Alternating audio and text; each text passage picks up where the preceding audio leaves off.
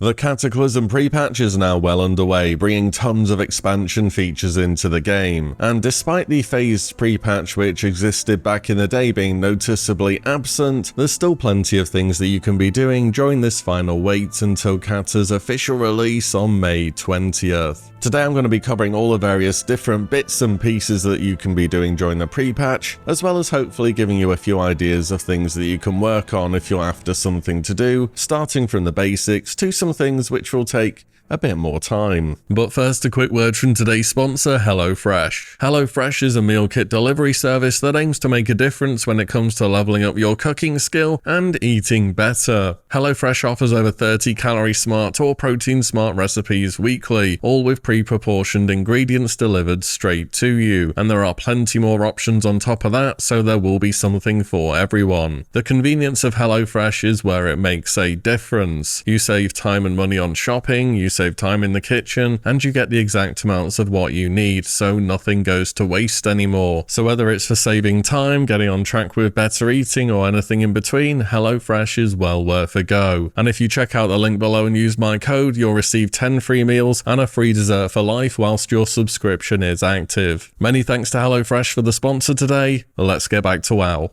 So beginning with things to get done on pretty much any character first of all, head over to your class trainer and learn everything that's new. Whilst Cataclysm does remove some abilities from the game, a number of classes would have learned new abilities between 1 and 80 which you won't automatically have. Spell ranks are of course gone from the game in Cataclysm, so once you learn something new from your trainer, it's just gonna scale up with your level. But this makes it even more important to go and train new things whenever you can. And if you open your spellbook, you can see what level you'll learn stuff at, so you'll know when to go and train. Everyone will also learn their armor specific bonuses at level 50, which means when you have the armor corresponding to your class, you gain 5% bonus main stat. So paladins will wear plate, shamans will wear mail, and so on. There's no more warriors rolling on leather anymore in Cata. Also at level 80 you unlock your mastery, which gives you a bonus to your spec depending what you play, and some specs are pretty reliant on this new stat, which right now outside of reforging, it's kind of hard to get it. As with any pre-patch, some classes are going to do a lot better than others, but don't worry about your class underperforming at the moment for a few weeks. Things are going to change big time when we're at 85 and getting stuck into Cata's endgame. You can head over to your riding trainer too and pick up your Flightmaster's license as early as level 60 for about 212G or so. This will allow you to fly in Eastern Kingdoms, Kalimdor, and Deepholm moving forwards. If you have a bit more gold to spare, you can also train 310% flight speed as well now for around 4250G. This is very much worth getting on your main. You're going to be flying about a lot in Cataclysm, and you should make a decent amount of that gold back during leveling anyway. You should go and update your glyphs too. The glyph system now has 3 tiers, those being prime, major, and minor, and a ton of glyphs have been reworked, removed, or just moved about somewhere. So you might have some decent ones already, but you're going to be missing a lot of them. You also don't need to carry a stack of glyphs anymore if you were playing a class which changed them out. Instead, now it's basically how the rune system works in Season of Discovery if you're familiar with that. You learn a glyph once, it goes on to the interface, and then you just equip it from there. If you want to swap glyphs, you'll need Vanishing Powder, which is super cheap and available from inscription vendors, and for level 81 and above, we'll have to use Dust of Disappearance instead, which is also on vendors, but scribes will be making it too. It's always a good idea just to carry a stack so you can swap out glyphs when needed. Next up, we have the new guild system. It's here and it's in the game, but it's changed quite a bit from how it used to be. Guild perks being tied to your guild level are now gone, and all characters just have all guild perks by default. So things such as bonus justice points, honor points, experience, all that stuff, everyone gets them straight away, even level 1 characters do. So there's less of that feel that you need to always be in a guild, which definitely existed back in the day for Cata.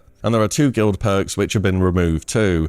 Those are cash flow, which made it so when you looted gold, a small extra amount was generated and sent to the guild bank. Personally, I'm really happy to see this go, as back in the day it created loads of quote-unquote guilds whose sole purpose was funneling money from leveling characters to the GM. Blizzard have also got rid of Have Group Will Travel. This teleported all raid members to your location, which made it so a rogue could sneak to just about anywhere, press this button, and magically there's now a raid group in your capital. Not gonna lie, this was a lot of fun to use, but maybe it was just a bit difficult to balance. Also, mass resurrection isn't in the game as it used to be, and instead all classes with a resurrection ability now have a new button that was added in Legion which functions in the same way. So back in the day in Cata, if you were gonna wipe, a hunter could feign death and mass res. You can't do that in Cataclysm Classic, you're gonna need somebody which has a heal baseline to live. Despite all this, it's still pretty good to be in a guild, and there's a bunch of stuff which you can get now. Notably, earning rep with your guild is very quick, and there's no cap on the amount of rep which can be earned in the space of a week. On top of that, the majority of guild rewards are account bound too, so even if you are leveling on an alt or something, you'll still get nearly all the rewards that you would probably be after. Do note though that quite a few of these guild rewards also need guild-wide achievements too, which you probably won't have yet. In fact, leveling on an alt is probably one of the fastest ways to gain rep with your guild due to how much rep you get from quests. On your main, on the other hand, you'll probably have to do dailies or spam dungeons, which I don't think is going to be anywhere near as fast. In any event, at Friendly you can get a guild tabard which increases guild reputation gains by 50%, and at Honored another tabard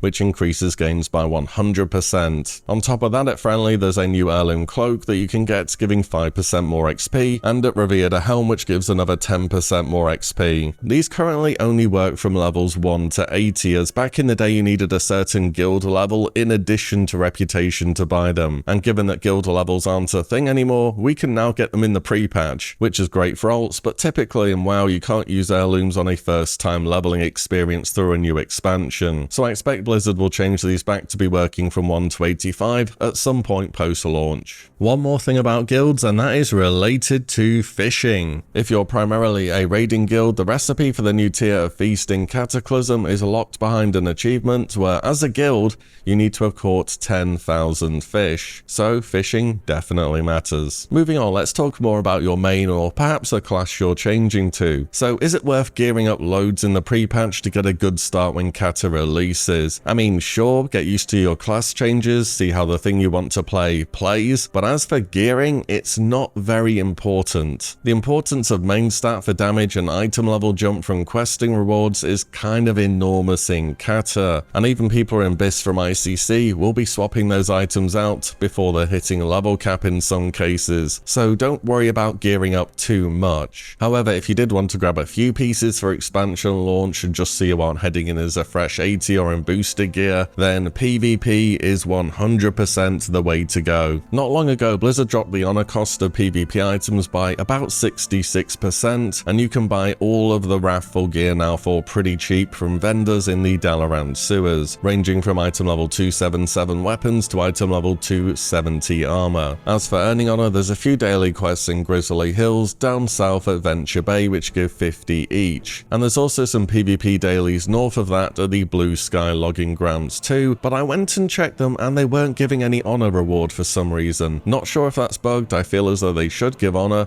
but either way the southern ones will get you some honor. Other than that, you'll want to be queuing up Wintergrasp whenever that's available and doing the quests associated with that, and then after that spamming Battlegrounds. But honestly, between Venture Bay and Wintergrasp you should be getting more than enough honor to buy some items. Worth a mention too, there's also an honor cap if you want to PvP in Cata, and it should be worth being capped out at 4,000 honor points, since when you hit 85 you'll be able to buy a few items. Same goes for Justice Points, so this is a new currency that's replaced all our various emblems from Wrath and TBC and is also capped at 4k. Buying gear now for Justice Points seems way overpriced as their cost is just so high compared to the PvP gear. I mean, if you're gonna cap out anyway, sure, but otherwise I'd save these points for Cata's release so you can buy some gear at 85. And if you want an easy way to cap out your Justice Points, a good old daily Forge of Souls with the 2 daily dungeon quests and the weekly raid boss will get you most of, if not all the way there, if you're doing them every day. And then of course we have our brand new profession, Archaeology. The way this works is very simple. You get various dig sites on your map, you go to one of them, you dig up some fragments. When you've completed that site, another one will spawn, and you just keep going round them. Fragments give you skill points until level 50,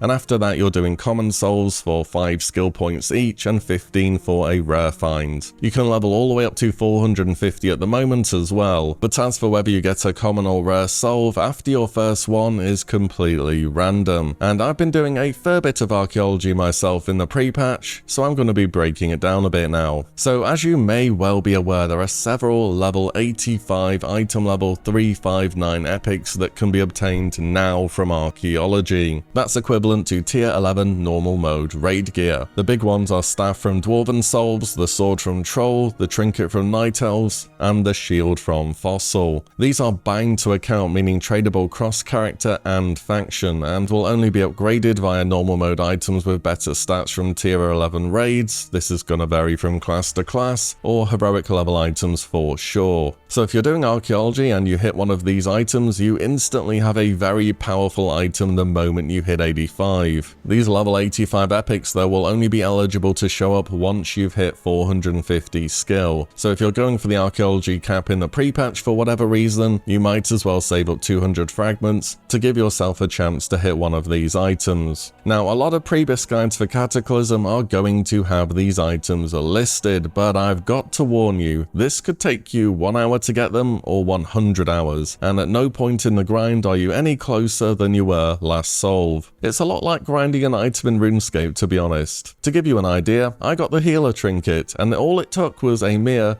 345 Night Elf souls with a bit over 600 souls total. I don't know if you've done much archaeology before, but yeah, this is quite the grind for one item. Don't know if I could recommend it. However, if you're doing archaeology more for the collection or completion side of things, many of the rare items aren't really that rare, and I got most of them within 2 days. Oh, and the mount the fossilized raptor from Fossil, unsurprisingly, despite being an epic item, also doesn't seem to be super hard to get either. So if you're a mount collection enjoyer, this one may be worth the grind now. Of course, this is all anecdotal and what I've experienced and seen other people get. I kinda wish Blizzard will put some numbers out on the amount of archaeology solves that have been done. It would be fun to see just how degen people have gone with this in the pre-patch. The final thing to do is definitely to sort the bank out. So we know the version of transmog we're getting in the game now. In some ways it's like retail. When an item becomes soulbound, you learn its appearance, similar to how you learned mounts or pets in Wrath, and then you can transmog it from the ethereal NPCs in your faction capital. Also with regional resets this week, you can also transmog legendaries as well now in Cataclysm. This has just become available right now, so that's pretty cool if you have one. We also don't have void storage in Cata as well. Originally we had to put items in void storage and that cost some gold so that we could then transmog them, but now since we learn item appearances, I figure Blizz just left it out because they assumed people wouldn't miss it. Not gonna lie, I'm gonna be selling off quite a few items which have been sitting in my bank for a long time because we now have transmog, but deleting tier sets or unobtainable items just doesn't feel right. Void storage is a Cataclysm expansion feature after all, and it would have been a good place to keep these items for the memories. Also, you've got to keep those gemmed and enchanted items for Time Walking and Warlords of Draenor Classic, am I right? Either way, now's a good time to sort everything out and be ready to go when Cata drops. But that is everything I have for the pre-patch as it currently stands. Let me know if there's anything else you're getting up to which you could recommend, and best of luck to all the archaeology grinders out there.